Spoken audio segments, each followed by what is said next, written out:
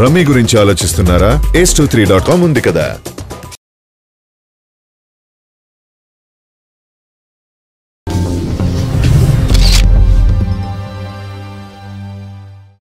మొత్తం మీద మనసులో మాట చెప్పేశాడు రాజమౌళి.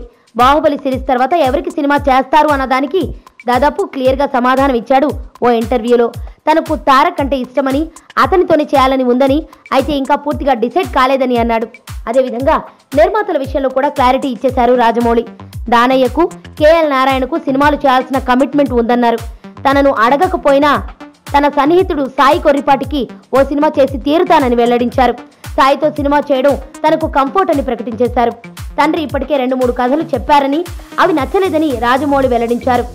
విఎఫ్ఎక్స్ అవసరం లేని భారీ సినిమా చేయాలని అనుకుంటున్నానని, అదే సమయంలో మర్యాద రామన్న మాదిరిగా చిన్న సినిమా చేసే అవకాశం కూడా ఉందని చెప్పేశారు.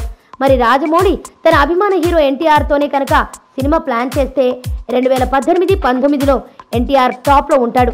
ఇప్పటికే త్రివిక్రమ్, కొరటాల శివలతో సినిమాలు ఫిక్స్ అయ్యాడు కదా. నా పేరు ధనుష్ రిషి.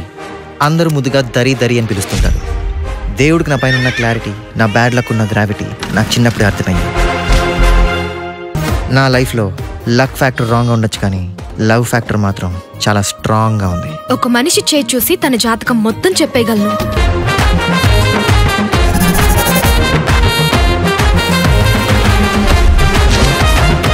Coming soon.